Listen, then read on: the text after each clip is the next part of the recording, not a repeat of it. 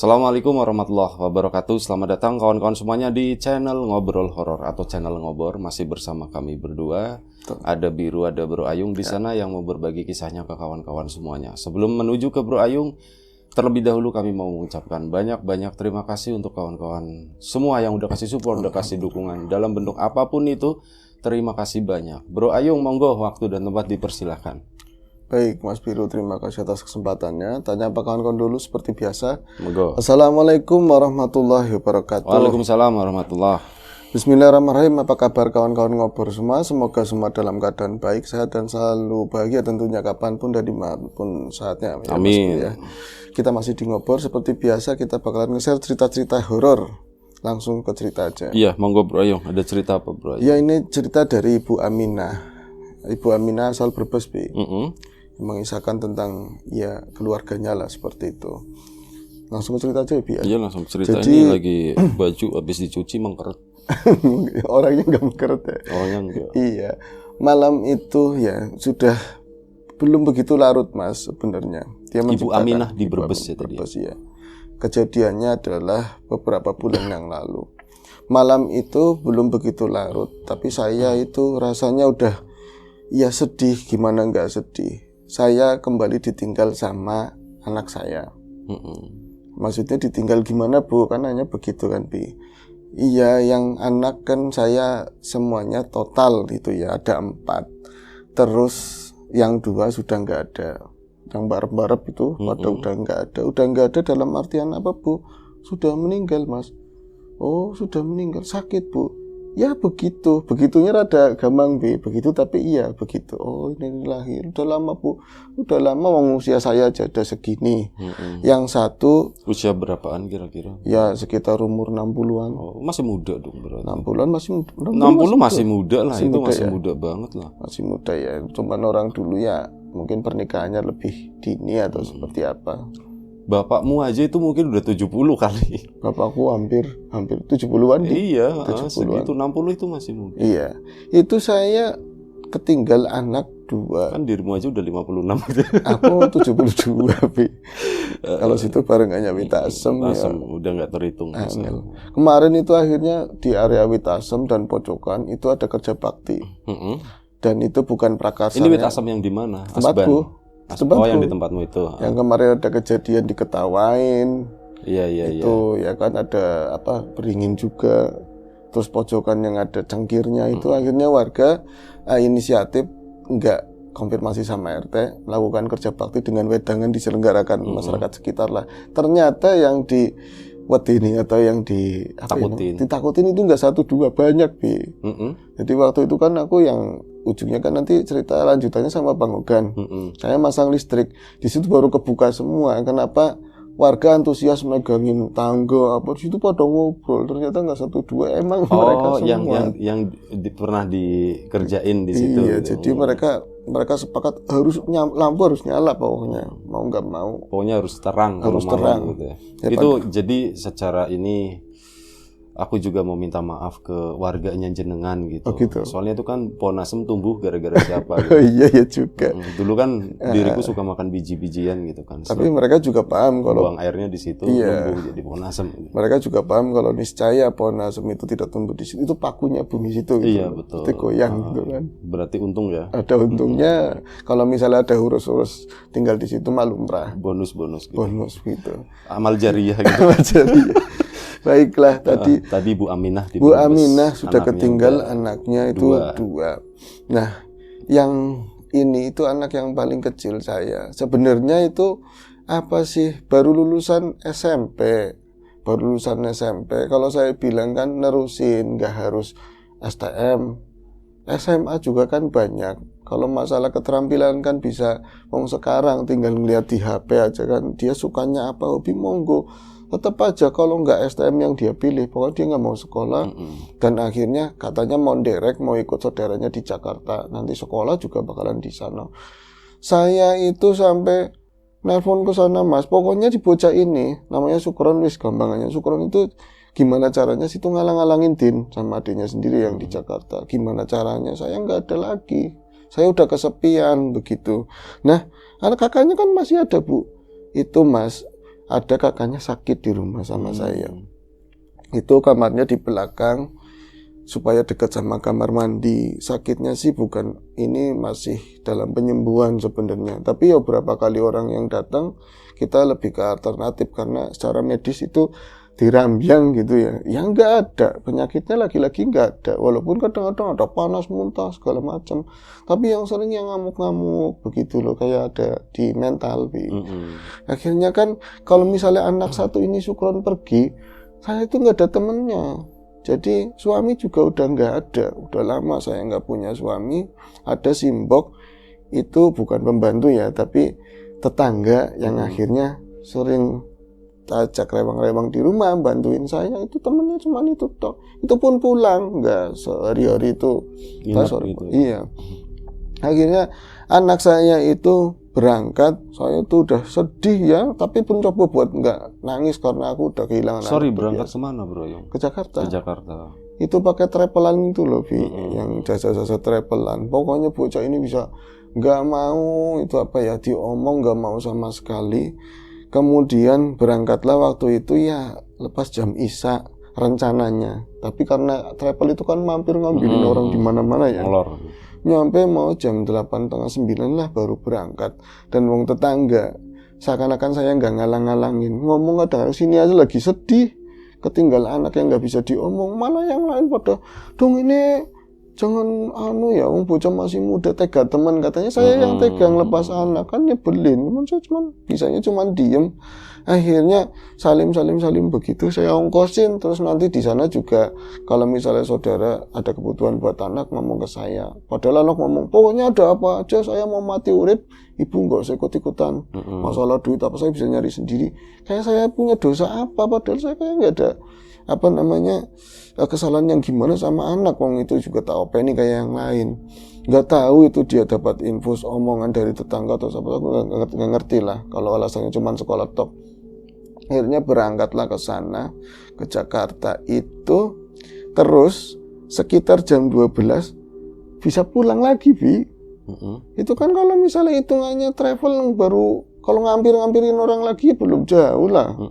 Sampai Brebes paling, Losari situ ya. Paling, ya kan buat pulang perginya gitu. Iya, paling nyampe situ, itu pulang lagi. Loh bocah itu saya nggak dengar suara mobil itu diesel mungkin ya, yang gede itu kayak itu suaranya, itu nggak dengar suara mobil. Iya memang agak jauh, tapi lingkungan kami kan sepi, nggak kedengaran suara mobil sama sekali. Tahu-tahu tak tok. Ini siapa tamu nih, siapa? Menurut saya kan seperti itu. Ya saya sendirian, ada takutnya juga. Soalnya pernah dulu ketika anak saya itu meninggal dua-duanya, itu kan tenggatnya setahunnya juga. Itu hampir persis kayak gitu, Bi. Ada kejadian ngetok walaupun setelah 7 hari. Itu ngetok saya implang di gordeng juga nggak ada. Terus ada yang jalan ke sana ke depan, tapi ke depannya nyamping gitu ke arah gudang sana. Itu saya ikutin juga nggak ada. Suami waktu itu masih jumeneng, Bu, masih hidup. Udah nggak ada juga. Tapi kan orang masih banyak saudara nungguin. Nah ini ada kejadian ketok itu jam, saya sempat lihat jam dinding ya. Saya nggak suka ngeliat di HP, pokoknya kecil, orang beruh matanya Mas. Saya ngeliat begitu, jam tengah rolas siapa, tamune siapa gitu. Tapi saya memang berharap anak saya itu nggak jadi berangkat. Ada begituannya lah. Pas itu saya buka pintu, ngetok. Loh kan iya, masa iya sih orang ngetok terus langsung saya udah masih deket ya. Saya ngomong iya karena takutnya yang kayak udah. Saya nggak nyaut apa-apa, yang jelas saya dari kamar sampai ruang tengah, ruang tamu, sampai di depan daun pintu saya nggak nyautin apapun. Takut kejadian yang udah. Saya buka pintu begini, itu sebelumnya aja masih ngetok begini, masih ada suaranya. Tapi saya buka, lah paling pirang hitungan tok. Kok anak saya jauh, adanya di ini teras jauh sana loh. Lagi jalan? Enggak, berdiri. Ya. Tapi untuk mundur kayaknya harus ada suara kresek atau apa. Dia pakainya lengkap kayak gitulah. Cuman saya nggak ngelihat dia itu bawa tas. Apa sih yang jinjingan itu kan saya paksa bawain mangga buat saudara di sana lagi musim. Itu nggak bawa apapun, cuman ada tas gendong yang di atas di gendongannya dia ngelihat mukanya pucat Mas. Bocah kenapa? Ron, kon balik maning, bisanya kon balik maning, tapi di dalam hati itu senang. Akhirnya balik lagi, darani gampang, senang apa gitu. Saya udah pirang-pirang lah. Ternyata dia itu nggak ngomong, nggak apa, cuman berdiri aja begitu. Ron, kamu kenapa? Apa truk, saya ngomong truk bukan travel. Apa truk bannya bocor, meledos atau gimana? Kok kamu pulang lagi? Sing antar mana siapa? Mana travel truknya mana? Itu cuman diem aja. Dia itu jalan ke arah saya, nggak ngomong bu, nggak ngomong mak, dia panggilnya ibu. Mau dari dulu begitu. Itu lewat depan saya, ke sana masuk ke rumah, ke kamarnya dia sendiri ke sana lah. Tapi juga saya kalau misalnya ke kamarnya dia itu, walaupun segelap itu di dalam kan nggak dihidupin, tapi ada lampu yang penerangan yang lain gitu. Belok kamarnya saya harusnya ngelihat, kayak embuh set ke sana terus mambune. Kok baunya kayak gini bocah? Sejak kapan dia itu pakai wangi-wangian? Awit cilik nggak kenal lah seperti itu. Kami juga keluarga saya perempuan aja nggak suka pakai begitu-begitu. Paling dari wanginya cucian itu loh, soap tender atau apa. Saya nggak suka pakai wangi-wangian. Itu kok bisa mambu melati kayak lo minyak melati sing nggawa mati bi. Yang kecil-kecil itu botolnya. Kok baunya kayak gini sih? Bocah kok baunya kayak gini, kok ini dia beli apa namanya parfum di mana, kok pakainya kayak gitu, terus aneh. Harusnya kan salaman, sebader-badernya sang lawan-lawannya ke saya, dia itu datang ke rumah itu pulang sekolah main tetap salim. Ini kok enggak, selintir aja lewat begitu, dan kayaknya jalannya itu enteng, nggak ada bunyi teplekan sendal blas kayak gitu. Sendalnya pun orang dicopot katanya. Sendalnya nggak dicopot langsung masuk. Nah, saya kalah sama gembira bocah ini pulang. Nggak curiga apapun waktu itu. Yang jelas, bocah pulang. Terus balik lagi nggak lama. Pakai tas bu, masih dipakai tasnya, masih dipakai. Dia nggak ngelihat ke arah muka saya, blas baunya pucat mukanya kayak gitu. Wanginya tambah sentor, tambah kencang, malah campur sama wanginya itu sabun-sabun apa yuk biasanya gue ngumpai wong mayit kalau yang ada duit-duitnya itu biasanya kan campur-campur ada kayak gitunya. Angel nih saya bilang kan. Terus gimana lagi bu? Saya kan tadinya kan maksudnya dengerin cerita seperti itu rada tertarik gimana ya bi? Mungkin ini mah nggak terlalu gitu. Kok ini kan tentang anak, kan serius nih. Terus dia bilang pas udah dekat saya dia baru salim. Dia salim dan salimnya itu salaman biasanya kan cuma nyium tangan. Saya kerasa dia dicium sama anak saya itu dia nggak ngomong apapun, cuma ngerai tangan saya, dicium, tangannya dingin.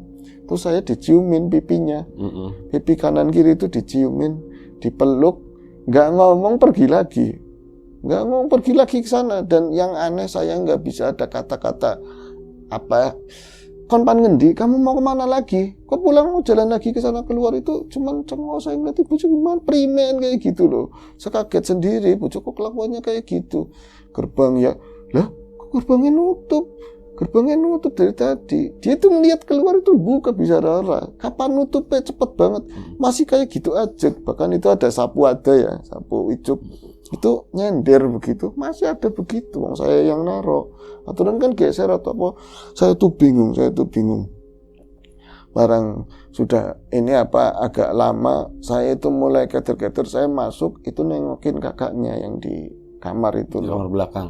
Walaupun saya nggak mungkin cerita, tapi paling nggak saya ada teman. Buat ini gimana sih adikmu kok kayak gitu? Ya itu lalu ibu lah, saya nggak tahu mas.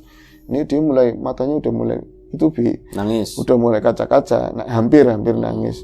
Wis saya sakit tuh ngedek kacanya, ada belingnya, kepletikan. Matanya udah mulai berbeling-beling gitu. Berbeling-beling. Iya ya Bi. Iya, ada kacanya sakit. Itu berbeling-beling. Pasti, apalagi kacanya kerupuk itu beli kerupuk kan gede banget. Akhirnya itu saya cerita sama bocah yang lagi, bocah nggak bisa diajak ngomong. Ya orang bilang udah stres gila lah seperti itu. Adikmu primen itu kok pulang Jakarta maksa-maksa kok pulang kayak gitu. Saya kok dipeluk-peluk. Dan aku perasaannya nggak enak.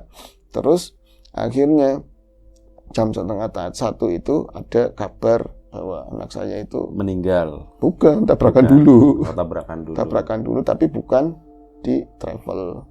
Dia itu kayak jadi kesananya gitu hari-hari berikutnya dari pihaknya jasa travel itu dia ngomong bahwa anak itu aneh Bu, kan maunya kan diantar ke alamat tertentu sana ya. Dia itu minta turun di daerah sekitar Brebes Rosari sana, bener Bi sekitar, bisa ngerti sih Bi, daerah situan lah. Konsakti. Iya emang, makanya asem, jangan ada saudara situ. Nah itu dia minta turun maksa-maksa, katanya lah ini gimana Mas, udah nggak apa-apa, katanya begitu Bi, saya minta turun di sini ada perlu begitu. Itu udah ngelewatin Pemali lah ke sana, kali itu yang gede, itu nggak ada. Pokoknya saya nggak ada tahu lagi anak ibu tuh kemana, katanya maksa-maksa. Saya malah bilang, kamu ibu tahu, ibumu ngerti katanya.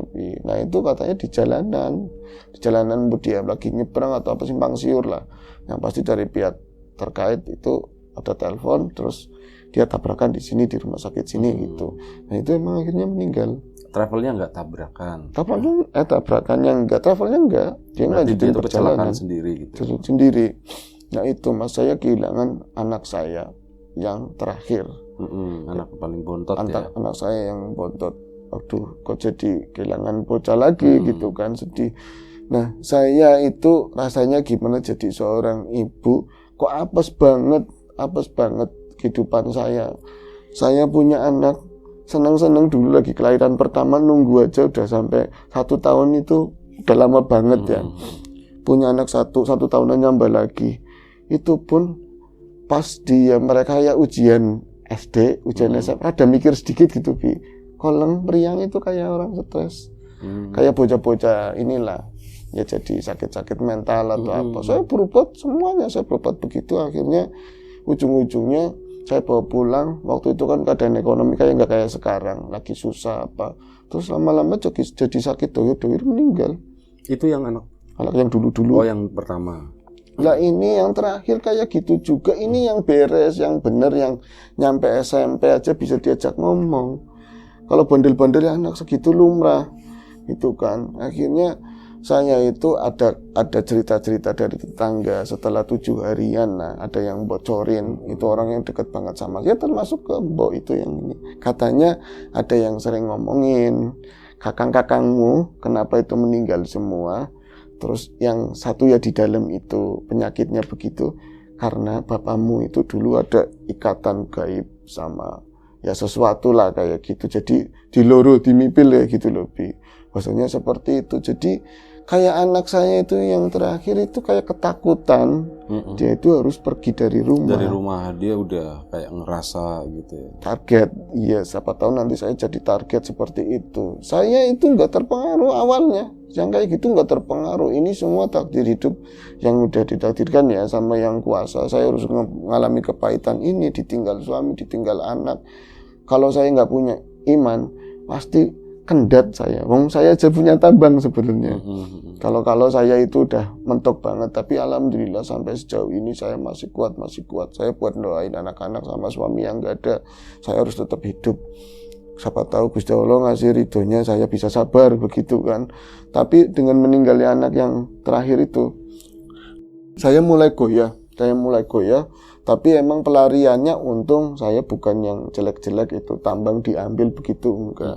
Ada yang kasihan sama saya, ibu-ibu sama-sama. Saya enggak aktif di pengajian ibu-ibu yang rebuan kemisan itu enggak aktif. Tapi dilalai waktu itu ada acara pengajian rada gede lah, saya diajak. Yo Ti melu, Siti Aminah kan, yo Ti melu, nggo hiburan Ti, buat hiburan. Di sana ada Mursyidin atau apa yang terkenal itu loh. Nanti rame-rame di sana, nggak apa-apa. Nah, bocahnya saya itu kan ada simbok. Iya ya, kita kayaknya anteng. Kalau kemarin-kemarin ngamuk, kemarin-kemarin ngamuk. Akhirnya itu dia ikut ke sana. Di sana itu ketemu lagi sama ibu-ibu yang lain. Dan ternyata Bu yang cerita siapa, banyak ibu-ibu yang ngerti kisahnya saya di hari-hari itu. Terus ada satu lagi yang saya hormati lah di situ. Kayak dia pemimpin pengajian. Yusiti kalau mau saya nanti besok ngesuk emben saya bawain orang ya. Kiai kayak sinom kayak gitu. Kiai masih muda Gus atau apa. Sipan gua apa bojone nyong. Iya, ya nanti siapa tahu buat batiri pertamanya buat jadinya suami. Mungkin bojone nyong iya. Enggak ternyata dibawain beneran. Berapa hari kemudian itu ke rumah itu nggak mau ngapa-ngapain, cuman silaturahmi katanya. Saya mau silaturahmi ya sama ibu itu. Terus tapi sing bikin aneh, mereka itu kan niatnya mau jam 10 pagi. Alangan Nebi katanya ke situ. Saya aja dengar setelah mereka pulang. Itu dari ketua ibu pengajian. Dia ngomong, saya Yusiti mau ke sini. Ya Allah, saya pernah ke kuburan yang serem banget. Pernah nganter orang nyupang. Nganter orang ini pesugihan. Karena saya nggak tahu, wong saya punya kendaraan kan, saya yuk piknik, ikut piknik, ngomongnya piknik, totonya ke tempat yang buat pesugihan. Loh, saya getun banget, itu nggak seserem ini. Nah emang gimana ceritanya? Katanya si kiai itulah yang masih muda itu mau diantarin ke tadi ibu itu, sing bikin serem apa, satu mobil, emang datangnya pakai mobil agak jauh, padahal jemput dulu sih ke itu. Mogoknya mbuping pira, mogoknya berapa kali, padahal mobilnya mobil saiki, yang penting ada bensin, sehat. Kemudian udah gitu ada orang tabrakan di jalan, tukang ngarit, yang bawa aritan itu banyak banget, gena-gena saya aja mau duduk di depan, itu ada bis korot truk yang ngomong tes, ininya kena. Saya turun sama supirnya suami saya sendiri, gitu kan. Itu nggak turun memang si kayak itu nggak turun, kayak dia itu udah paham atau gimana, cuman wiridan. Saya dengar kadang-kadang ada subhanallah apa, saya dengar kayak gitu, kenapa kayak ya Allah tabrakan, saya keluar kok gili bersih, nggak ada apa-apa, bersih. Nah itu siang hari mas jam 11-an bersih ya biasa, orang lewat biasa, kosong, nggak ada kecelakaan gitu ya. Iya, lah kan ini mobil nggak di pinggir mandeknya, wong kagetnya rada ke tengah, itu tantin belakang. Sing bener aja kadiran mobil api, ada yang kayak gitu, yang sirik-sirik itu belakang. Akhirnya saya jalan lagi, itu jemputnya daerah Pemalang, jemput ini daerah Pemalang kan agak jauh ya, sampai ke daerah Brebesgulan sana. Itu ada kali lagi ke sana, saya juga ada kejadian aneh lagi. Itu saya bisa blank masuk ke kampungnya saya sendiri, kampung kita itu nggak ngerti, sama suami itu nggak ngerti, lupa. Wong padahal itu kalau berbesnya itu ya dari Pantura Gede itu lurus ngelewatin Malian, nanti kali itu nanti belok ke kiri ada gang gede banget itu, mau dilihat nggak apa-apa kan? Enggak apa namanya? Dari tadi tuh ini dengerin cerita lokasinya Bu Siti Aminah di awal udah disebutkan di Brebes, tapi dari tadi nyimaknya itu ngebayanginnya dia tetanggamu. Tetanggaku. Jadi iya ya lokasinya di Brebes ke sana. Iya ke sana itu udah wong gang itu gede banget dan rame, wong namanya Pantura, ada pertigaan itu, wong dagangnya akeh, pelangnya itu juga banyak. Bisa keder, belandrang saya itu, belandrang sampai mau perbatasan mau Losari ke sana. Pak, ki beli salah. Di belakang yang merem apa, pinter apa orang ini pinter apa enggak sih sebenarnya, saya sampai begitu merem ngantukan gitu. Merem ngantuk wiridan, tapi kok dia mengerti apa dia iya ya, itu dia mah nggak ngerti kita mau dibawa kemana ya kan. Ya saya itu lurus sampai sana, Pak kia ora salah, ini nggak salah, kita udah keterusan kelewatan, astagfirullahaladzim. Jadi kayak bawa mobil itu kayak ngelamun gitu ya, nggak jelas. Dan setelah lagi aku, Pak ini nggak salah, trolong bis, enggal nemen katanya, enggal banget, enggal kena gitu ya. Akhirnya ada putaran kita berhasil muter lagi gang ini nggak ngerti sampai nanya-nanya. Lah yang lucu lagi yang ditanyain itu masih tetangga, yang jualan gorengan lah di situ. Pak ngapunten, sing ditanyain ngapunten. Dengaran temen. Itu nggak oke, maksudnya primen, memang kayak gitu bi. Gak ngomong dengar, tapi maksudnya primen, Pak rumah griyane Bu Siti Aminah pundi? Lah gue wong Ji, ora salah, ini enggak salah. Tanyain takon siapa? Itu orang sana kan ngomongnya takon siapa? Siti Aminah sing lanange mati kayak gitu. Lanange mati udah ninggal, bocah pada stres kayak gitu kan. Iya. Sampean primen sih ngono. Tangganya sendiri kentir apa itu kan, akhirnya berantem di situ sih. Cepat enggak sih, minum dulu itu enggak kan, saya itu nanya, kita itu bisa enggak tahu lokasinya, itu enggak tahu, dibikin kayak gitu. Nah di dalam yang saya lihat itu wong pinter itu ya, kiai muda itu semakin kenceng wiridannya, apa semakin kenceng, kayak di tengah, seolah-olah kayak di tengah malam terus lagi dikerubungin setan banyak lah, situasinya kayak gitu, seolah-olah alhamdulillah kayak gitu, panik. Aku jadi merekiti kabeh. Ngapunten Pak, aja lagi wiridan, jangan digituin, sama suami digituin. Suruhnya masuk, masih suruhnya masuk. Padahal itu saya juga nggak ngerti. Cuman rumahnya Bu Siti Aminah, saya tiap hari lewat ke situ. Saya perasaan asing di situ, perasaan asing. Kok bisanya jalan itu udah memasuki tengah 12, jam 12. Jalan itu aslinya ya Mas, banyak tukang dagang, rokok, tukang galon, macam-macam banget lah ke sana. Parkir-parkiran itu banyak.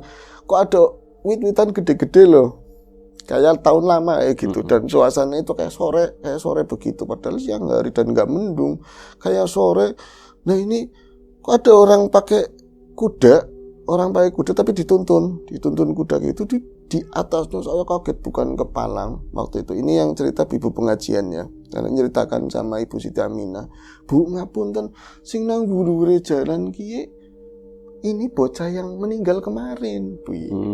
Anaknya. Jadi ada dituntun, ada kuda warnanya hitam, di atasnya kuda itu ada bocah begini, nuntuk begini lah, duduknya kayak dia. Ditiket sih enggak, cuman kayak enggak ada daya itu. Tidur lah. Nuntun. Tidur ngantuk. Iya ngantuk kayak seperti ini. Dia kayak pandangan matanya ke bawah lah, ke arah jalan begitu ya. Cuman di bawahnya itu kayak ada iring-iringan orang banyak dan pakaiannya kayaknya bukan orang-orang sekarang lah, Bukan pakaiannya terletak begitulah. Itu kayak dituntun di atas jalan, dia itu di atas kuda. Saya sampai ngomong sama suami, Pak, bukannya kia si siapa tadi ya depan namanya yang Sukron. Bukannya kayak si Sukron? Iya Pak ya. Sukron sih Pak digawan ngendi? Sukron mau dibawa kemana? Suami saya juga, Bu, daning wit-witan akeh temen. Ini gang rumah kita mana? Nggak tahu, bener-bener blank nggak tahu. Sampai akhirnya turun, nanya lagi ke orang. Nanya rumah sendiri sih kayak orang edan katanya. Berarti situ sama Ibu Aminah rumahnya nggak jauh Mas. Tapi kan saya di gang pertama, nanti masuk lagi ada rumah Ibu Siti Aminah dekat sawah begitu kan. Tapi saya itu harus masukin mobil terakhir ya ke rumah. Gitu, bisa kedur pada kumbuyu. Wong pada linglung ngari kakean duit katanya seperti itu, Bi. Kebanyakan duit linglung ya, yang sirik-sirik lah seperti itu. Tapi saya waktu itu blank. Dari tadi kayak namanya paranormal ada ngerjain apa dia lagi repot sendiri. Pas di titik itu kita nanya-nanya, dia turun. Baru dicipreti kayak banyu aku kayak gitu. Saya dua-duanya Mas suami petik-petik. Astagfirullahaladzim. Wih padang kabeh asli, baru asli yang namanya ini ya lingkungan saya lah. Ini gimana sih?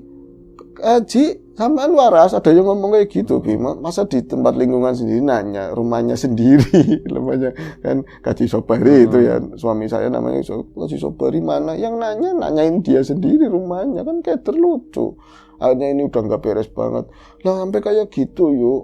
Itu sampai mau ke rumah sampean. Sebentar, Bro Ayu. Oh iya. Sampai mau ke rumah sampean. Iya, akhirnya itu nyampe rumah kan agak terlambat. Ya agak sorean dikit. Agak siangan gitu ya. Ya agak siangan. Itu pun sampai mampir rumah saya. Bisa alangannya akeh temen. Sebenarnya saya aja nganter orang nyupang nggak sengaja aja nggak begini banget. Sebenarnya ada kasus apa.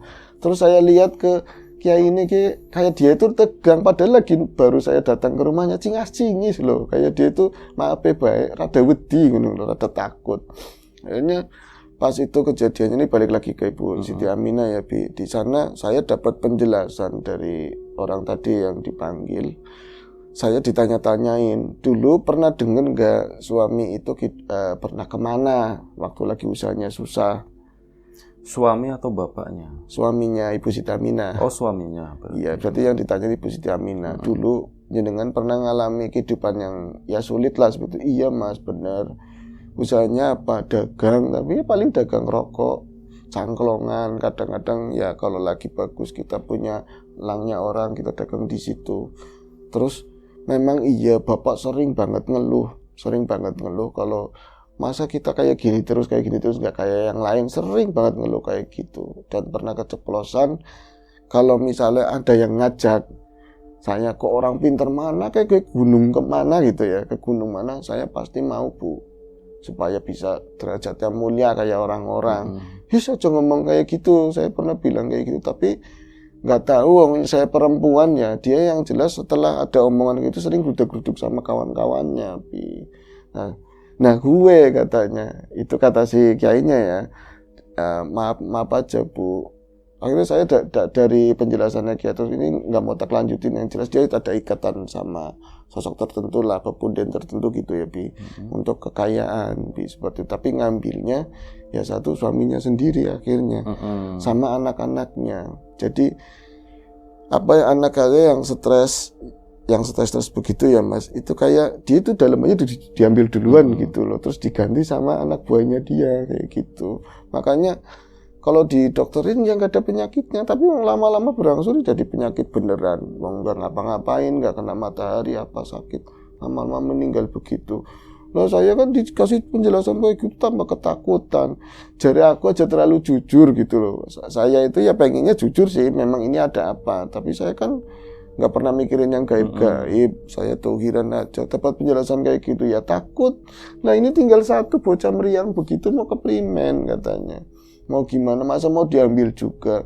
Ternyata dia di sana cuman duduk, saya tolong ditinggal di kamar sama bocahnya. Itu saya nggak dengar, itu mau habis maghrib, berarti agak lama di sana. Habis maghrib saya cuman nyediain ya kayak makanan, nanti siapa tahu udah selesai dari kamar ya saya makanan, masih ibu pengajian juga saya sediain di situ. Kita itu sama-sama berarti berempat sama Simbok itu dengar suara di dalam itu kayak wong gelut apa rame banget, tapi nggak ada suara anak saya sama sekali, tapi cuman suara si ustadznya itu teriak-teriak, tapi banyakan bacaan kalimat-kalimat kayak gitulah ya, yang bagus-bagus, yang buat pikiran biasa. Dam rame banget, tangting kayak peperangan nggak tahu. Terus lama-lama itu mau isya keluar rengosan bener-bener, dan yang aneh ini bajunya bisa swag-swag kabeh katanya. Itu saya cerita ini saya nggak ngelihat setan apapun, tapi saya horor kejadiannya kayak gitu. Si ustadz itu ya pakai kelambi ini biasa bang, lengan pendek, tapi pada sobek semua kayak gitu. Sama celananya kan celana jin, itu pada bobrol gitu loh, kayak orang disabet-sabeti, dipocok-pocoki begitu. Dia itu tolong Pak, banyu Pak, tolong, lempe-lempe duduknya itu di bawah. Ya Allah, Pak, gue tolongin, semua didudukin. Kayak dia yang sakit, kita yang nolongin. Jadi usah didudukin begitu, diminumin air. Malah itu suaminya sih tadi ibu pengajian, malah kayak dibacain sesuatu kayak buat nyembuhin Ustaz. Saya rada kakunya di situ Mas. Tapi saya bisa ngomong begini, ternyata bisa ditolongin si anak saya. Walaupun itu katanya baru tahap pertama. Akhirnya dia dari situ pulang lagi ke Pemalang ke atasannya lagi buat mutus perjanjian atau apalah seperti itu. Tapi akhirnya sembuh. Anak sih sehat sekarang. Itu ustadznya namanya Ustadz Mursid. Ustadz Mursid. Ustadz Mursid. Itu gitu. Junior, masih juniornya situ ya. Iya. Ngarang aja nih ngarang. Enggak apa-apa, siapa tahu bener namanya itu. Terus gimana? Ya itu akhirnya itu bisa, anak saya itu bisa sembuh. Cuman dokternya kan akhirnya kan sakit ya, ada di lambung, ada lainnya itu karena pemulihan hidup yang enggak. Iya, akhirnya pemulihan pelan-pelan begitu. Nah kemarin itu pas main ke tempat kami di sana di tempat Temaritis ke sana, itu sebenarnya kasus sudah selesai. Cuman dia kayak inilah curhat cerita seperti itu. Ya alhamdulillah ada. Alhamdulillah. Iya. Berarti anaknya Bu Siti tadi tinggal satu. Udah sembuh tapi sekarang. Iya berangsur. Lebih ke dohirnya gitu. Udah dohir semua lah seperti itu. Oke, terima kasih Bro Ayung. Ya kemarin Ustadz Mursid kesini gitu. Mampir kesini. Mas aku baru nolongin orang di Brebes itu katanya. Terus beneran diceritain sama jenengan. Enggak, ini bohong. Jangan cerita ke situ duluan. Aduh, aku mengambil mencuri setan. Terima kasih bohong. Oke. Kawan-kawan di rumah juga terima kasih banyak Bro Ayung, terima kasih. Ya pastinya doa terbaik dari kamu untuk keluarganya Bu Siti Aminah ya. Termasuk siapa tadi Ustadz Mursid itu. Sama kawan-kawan semua di rumah, doa yang terbaik. Sampai jumpa di episode selanjutnya. Ngobrol horor, jaga kesehatan kawan-kawan semuanya. Assalamualaikum warahmatullahi wabarakatuh.